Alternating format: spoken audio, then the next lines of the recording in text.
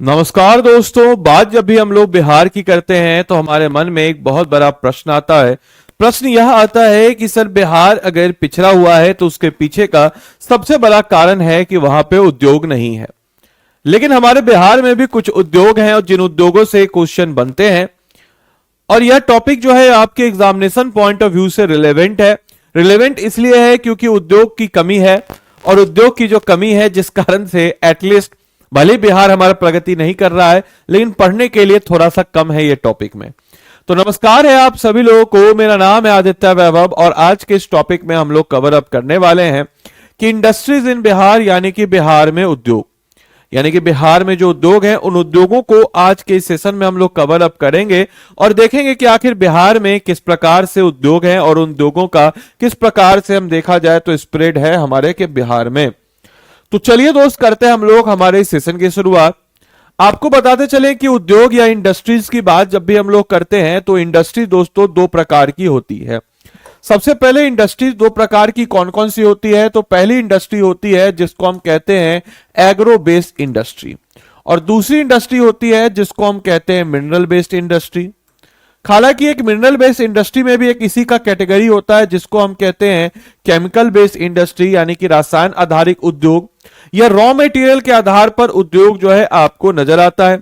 लेकिन मोस्टली क्योंकि आपके ज्यादातर जो केमिकल क्षेत्र हैं वो कहां चले गए, तो ज्यादातर जो केमिकल हैं वो चले गए झारखंड में, इसीलिए या मिनरल्स चले गए झारखंड में। तो हमारे बिहार में मोस्टली अगर हम लोग बात करते हैं तो एग्रो बेस्ड इंडस्ट्री ही ज्यादा आपको नजर आ जाती है।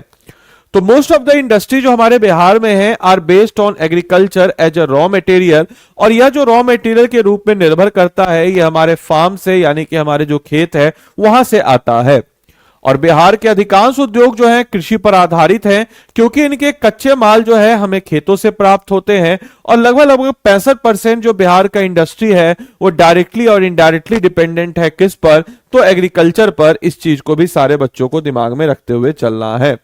इसके अलावा आइए जरा देखते हैं बिहार के कुछ प्रमुख उद्योगों को। तो सबसे पहले बिहार की कुछ अगर प्रमुख उद्योगों की बात करते हैं तो सबसे पहले हमारे दिमाग में आता है शुगर इंडस्ट्री, यानी कि चीनी उद्योग। आपको पता हो या ना पता हो कि आजादी के समय में बिहार जो है one of the leading producer था शुगर इंडस्ट्री का, बट अब चीजें थोड़ी अच्छी नहीं रही है। लेकिन स्टिल आपको बताते चले इसका इतिहास बहुत पुराना है। जैसे पहला जो शुगर फैक्ट्री है वो डच ने 1840 में लगाया था। अब आप में से बहुत सारे बच्चे बोलेंगे सर हम तो किताब में दिया है 1904 में कि सर जो पहला मॉडर्न शुगर मिल है वो एस्टेब्लिश्ड हुआ था मरहौरा में, सारण डिस्ट्रिक्ट में। मेरे भाई क्वेश्चन को ध्यान से सुनिएगा। क्वेश्चन में अगर आपसे पूछे कि पहला शुगर फैक्ट्री तो 1840 में, लेकिन पहला मॉडर्न शुगर फैक्ट्री यानी कि फर्स्ट मॉडर्न शुगर मिल जो है ये एस्टेब्लिश्ड हुआ था मरहौरा में, सारण डिस्ट्रिक्ट में 1904 में। साथ ही साथ पहला शुगर मैन्युफैक्चरिंग कंपनी जो है वो सेटअप किया गया था डच के द्वारा 1840 में, और पहली चीनी मिल डचों के द्वारा 1840 में स्थापित की गई थी। और यह जो है लोकेटेड है कहां पे, तो भागलपुर। और यह जो है beginning of Bihar sugar industry की शुरुआत होती है। हालांकि 1904 में जो मरहौरा वाला है यह पहला मॉडर्न शुगर मिल के रूप में जाना जाता है। इस चीज को दिमाग में रखना है। इसके बाद हम अगर बात करते हैं जिसको हम कहते हैं कॉम्फेड। कॉम्फेड क्या है हमारा, तो बिहार स्टेट कोऑपरेटिव फेडरेशन। तो Bihar state milk cooperative federation जो है, जो कि एस्टेब्लिश किया गया था एक कोऑपरेटिव अमूल के तर्ज पर या मदर इंडिया के तर्ज पर अगर हम बात करते हैं तो इसको एस्टेब्लिश किया गया था मदर डेयरी के तर्ज पर, कि भाई जो एस्टेब्लिश हुआ था 1983 में। और ये डेयरी फार्मिंग और मिल्क प्रोसेसिंग को, जैसे मान के चले दूध है, दूध से मक्खन बनाना है, दूध से घी बनाना है, दूध से छाछ बनाना है, दूध से दही बनाना है, दूध से मिठाई बनाना है, तो ये जो है पनीर बनाना है, तो मिल्क प्रोसेसिंग इंडस्ट्री के लिए स्टैब्लिश किया गया था। और 1983 में डेयरी उद्योग को बढ़ावा देने के लिए स्थापित किया गया था यह जो कॉम्फेड है या Bihar state milk cooperative federation जो है। अगर हम इसकी बात करते हैं तो यह जिस ब्रांड से दूध को बेचता है उसका नाम है सुधा। और सुधा जो एक फेमस डेयरी ब्रांड है जो कि आपके कॉम्फेड के द्वारा किया जाता है। आपके भी घर के आसपास सुधा का मिल्क पार्लर जरूर होगा। और सुधा जो है लगभग सप्लाई करता है मिल्क को Delhi, Jharkhand and even parts of Bengal में भी सुधा जो है मिल्क के सप्लाई के लिए जाना जाता है। इसके अलावा दोस्तों अगर हम बात करते हैं हमारे टी इंडस्ट्री के बारे में, तो टी इंडस्ट्री जो बिहार में है ये मोस्टली जो है किशनगंज के एरिया में कॉन्सेंट्रेटेड है। आप देख सकते हैं इस पे कि किशनगंज जिले में चाय उद्योग है और खासकर ठाकुरगंज, पेठिया और किशनगंज का ये जो एरिया है यहां पे आपको चाय उद्योग नजर आएगा। और बिहार का पहला चाय बागान जो है ये ठाकुरगंज के एरिया में है, क्योंकि यहां पे वैसा ही कुछ सिचुएशन जो है नजर आ जाता है, इस चीज को दिमाग में रखना है। और बिहार के किशनगंज जिले में सबसे अधिक चाय का उत्पादन किया जाता है और किशनगंज के अलावा पूर्णिया, अररिया और कटिहार में भी कुछ हद तक चाय का आपको किया जाता है। इसके अलावा टी इंडस्ट्री जो बिहार में है किशनगंज में है और बिहार की चाय उद्योग मुख्यतः किशनगंज जिले में केंद्रित है। और खासकर अगर हम बात करते हैं किशनगंज का सॉइल और क्लाइमेट जो है दार्जिलिंग के सिमिलर है और जो कि इसको टी कल्टीवेशन के आइडियल जो है बनाता है। इसके बाद हम लोग अगर बात करते हैं सिल्क इंडस्ट्री की, तो सिल्क इंडस्ट्री की बात जब हम लोग करते हैं दोस्तों, तो भागलपुर जो रीजन है यह जो है यहाँ पे ग्रेट पोटेंशियल है सिल्क का। और खासकर सिल्क का एक प्रकार होता है जिसको हम कहते हैं टसार सिल्क। टसार सिल्क को भागलपुर का जीआई टैग भी मिला हुआ है। इसके अलावा हम अगर बिहार की बात करते हैं तो बिहार में हम देखते हैं इरी रेशम, मलबरी रेशम भी होता है, बट भागलपुर का जो टसार सिल्क है वह काफी ज्यादा फेमस। और इसको अगर हम बात करें तो यहां पे इसको जीआई टैग भी मिला हुआ है। भागलपुर को सिल्क सिटी ऑफ इंडिया कहते हैं। आपको कमेंट बॉक्स में लिख के बताना है कि बिहार के कौन से जिले को हम लोग कहते हैं मैनचेस्टर ऑफ बिहार कहते हैं, कमेंट बॉक्स में लिख के बताइए। इसके अलावा जूट पार्क जो कि पूर्णिया के मरंगा में स्थित है, तो जूट पार्क जो है सेटअप किया गया है मरंगा पूर्णिया डिस्ट्रिक्ट में और मरंगा में जूट पार्क स्थापित किया गया है। और इसका है कि ऑब्वियस सी बात है एम्प्लॉयमेंट को बूस्ट करना और डिपेंडेंसी जो बंगाल पे जूट मिल्स के है उसको जो हम कह सकते हैं कि भाई डिपेंडेंसी को कम करना। बिहार जो है सेकेंड लार्जेस्ट प्रोड्यूसर है जूट का। जूट को दोस्तों हम लोग गोल्डन फाइबर भी कहते हैं, तो इस चीज को भी दिमाग में रखना है। इसके अलावा लेदर इंडस्ट्री जो कि मोकामा और मुजफ्फरपुर में लोकेटेड है। अगर हम इसकी बात करते हैं तो लेदर इंडस्ट्री जो है मुजफ्फरपुर मोकामा में कॉन्सेंट्रेटेड है और चमड़ा उद्योग मुजफ्फरपुर मोकामा में केंद्रित है। और due to the limited industry raw material जो है ये जो है कोलकाता, कानपुर और चेन्नई में लिमिटेड इंडस्ट्री और रॉ मटेरियल, क्योंकि यहाँ पे लिमिटेड इंडस्ट्री हमारे यहाँ ऐसा कुछ नहीं है, तो हमारे यहाँ रॉ मटेरियल यानी कि जो लेदर है, चमड़ा है, उसको भेज दिया जाता है कोलकाता, कानपुर और चेन्नई में। इसके अलावा बिहार के अन्य कुछ महत्वपूर्ण उद्योग अगर आप देखेगा तो बटन उद्योग की बात जब हम लोग करते हैं तो मेसी जो कि पूर्वी चंपारण है यहां पे बटन उद्योग है। बीड़ी सिगरेट उद्योग दिलवारपुर मुंगेर में आपको पता होना चाहिए। शीशा उद्योग की बात करते हैं तो पटना, दरभंगा में शीशा उद्योग काफी ज्यादा फेमस है। किशनगंज का चाय उद्योग, जूट उद्योग अररिया, किशनगंज, पूर्णिया, कटिहार। कागज उद्योग की बात जब हम लोग करते हैं तो समस्तीपुर का जितवारपुर जो है जाना जाता है।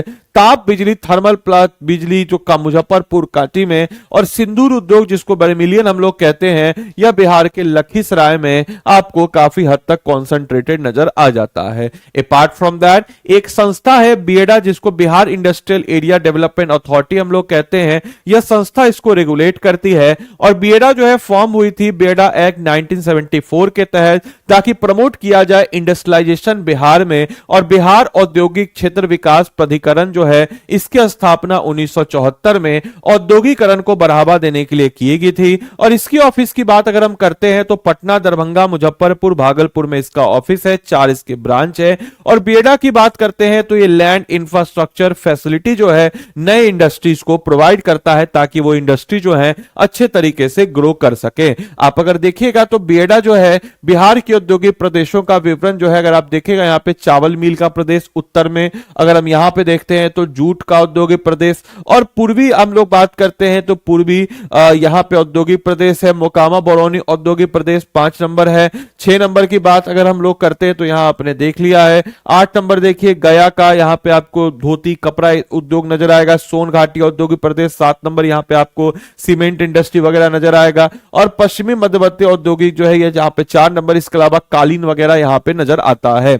इसके अलावा सेंट्रल गवर्नमेंट के द्वारा भी कुछ चीजें यहां पे दी गई है। जैसे अगर हम लोग बात करते हैं तो Bharat wagon and engineering company limited Mokama, हालांकि इसका ये पहले एक Britannica wagon and engineering company limited Mokama में थी और मुजफ्फरपुर में Butler wagon engineering company limited, दोनों को मिला करके बना दिया गया Bharat wagon and engineering company limited. आपको बताते चले ये एक पीएसयू है जो कि मोकामा में लोकेटेड है, जो कि रेल के वैगन को करता है, रेल के वैगन बनाती है। एस्टेब्लिश 1978 में हुआ था और इंडियन रेलवे को ये वैगन जो है वो प्रोवाइड कराता है। इसके अलावा इसमें भी आप देखिएगा रेलवे का विद्युत इंजन कारखाना मधेपुरा में, कटिहार में नेशनल जूट मैन्युफैक्चरिंग मिल है, मुंगेर में बंदूक कारखाना, जमालपुर में रेलवे इंजन मरम्मत केंद्र है जो कि एशिया का सबसे ओल्डेस्ट रेलवे वर्कशॉप है। बरौनी की बात करते हैं, इंडियन ऑयल का कॉर्पोरेशन लिमिटेड और fertiliser corporation of India limited है। नालंदा के हरनौत में जो है कैरेज रिपेयर रेलवे वर्कशॉप है।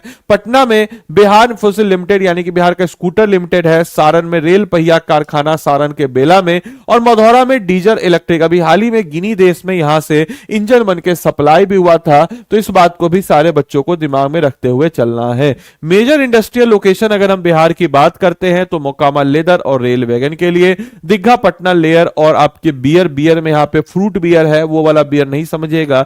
Beta sugar industry, Patna fire cracker cotton textile, Bhagalpur tasar silk के लिए, मुंगेर गन और सिगरेट के लिए, और साथ ही साथ अगर हम बात करते हैं यहां पर कि गया जो है जाना जाता है शुगर लेक और मतलब जो तिलकुट वगैरह है कॉटन टेक्सटाइल लेदर के लिए गया जाना जाता है। डुमराव कॉटन टेक्सटाइल के लिए जाना जाता है। साथ ही साथ बिहार शरीफ टोबैको के लिए, तंबाकू के लिए Darbhanga paper industry, Samastipur paper mill sugar, Katihar jute और माचिस के लिए, और डालमिया नगर जो है सीमेंट और हाजीपुर जो है प्लाईवुड के लिए जाना जाता है। लघु और कुटीर उद्योग की बात करते हैं तो हस्तशिल्प और हथकरघा जो है बिहार जो है अपने पारंपरिक कुटीर उद्योग के लिए भी प्रसिद्ध है, जिसमें रेशम उत्पादन, लख का काम, पीतल के बर्तन, मिट्टी के बर्तन शामिल है। भी छठ का त्योहार उसमें आप पीतल का जो बर्तन देखते हैं इस सब के लिए भी जाना जाता है। रेशम उद्योग भागलपुर सिल्क सिटी के रूप में जाना जाता है और रेशम उत्पादन के लिए प्रसिद्ध है। सिलाई और कढ़ाई जो है यह कम निवेश वाला एक लाभदायक व्यवसाय है और रेडीमेड कपड़ों के चलन के बावजूद हाथ से सिले कपड़ों की मांग हमेशा बनी रहती है, एंटीक और शानदार होता है। वहीं बांस और फर्नीचर की बात अगर हम करते हैं तो बांस से विभिन्न सामान और लकड़ी के फर्नीचर बनाने का काम यहां के लघु उद्योगों में प्रॉपर तरीके से शामिल होता है। आप देख सकते हैं वस्त्र और हथकरघा उद्योग पश्चिम चंपारण में साल, मफरल, तौलिया, गमछा, बेड कवर, सूती कपड़े, धोती, गमछा मधुबनी में, पूर्णिया में जूट के थैले, जूट मिश्रित सामग्री, सज्जा सामग्री, कटिहार में जूट के थैले, जूट मिश्रित थैले, वस्तुएं, सज्जा सामग्री। वहीं अगर हम भागलपुर की बात करते हैं रेशमी वस्त्र, सूती वस्त्र, स्टेपल चादर, सजावटी कपड़े, और बांका में तसा रेशम, ईरी रेशम, सूती रेशम आपको नजर आएगा। नालंदा में सजावटी सामग्री, आंतरिक सज्जा सामग्री, नवादा में तसर रेशम और लिनेन के कपड़े, गया में सूती कपड़े, तौलिया, गमछा, बेडशीट, पटना जाना जाता है सूती वस्त्र सजावटी कपड़ों के लिए, सिवान सूची वस्त्र सजावटी कपड़े, रोहतास में ऊनी वस्त्र, रजाई, कंबल, कैमूर में बनारसी साड़ियां, ऊनी वस्त्र, औरंगाबाद में कंबल, कालीन। औरंगाबाद का कालीन जो है काफी ज्यादा फेमस माना जाता है। आपके समझ कुछ क्वेश्चंस हैं, इन क्वेश्चन को देखिए। पहला, शुगर मैन्युफैक्चरिंग जो है बिहार की पहली चीनी मिल किस विदेशी शक्ति द्वारा स्थापित की गई थी? अभी थोड़ी देर पहले बताए हैं। कमेंट बॉक्स में उत्तर क्वेश्चन नंबर 1 और इसका आंसर लिखिए।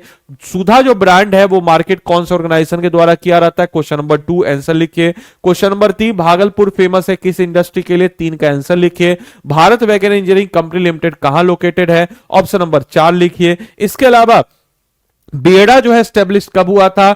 5 नंबर क्वेश्चन है, इसका आंसर भी कमेंट बॉक्स में लिखिए। आप लोग अपना आंसर कीजिए। इसके अलावा आप में से कोई भी जन, ये हमारे YouTube का इनिशिएटिव है, इसको फॉलो अप कर रहे हैं, लेकिन कोई भी जन अगर पेड कोर्स में जुड़ना चाहते हो तो बीपीएससी का एडीओ का हमारा पेड कोर्स है जो कि लाइव बैच है, आप इसके साथ जुड़ सकते हैं। आप कैसे इसके साथ जुड़िएगा? तो दोस्तों आपको बताते चले कि स्टडी IQ के ऐप या वेबसाइट पे आप चले जाएंगे। ऐप या वेबसाइट पे जब आप चले जाएंगे तो यहाँ स्टेट पीसेस पे जाएंगे, स्टेट पीसेस में बिहार पे जाएंगे। इसके अलावा यहाँ पे आप एडीओ सीधा सर्च भी करके जुड़ सकते हैं।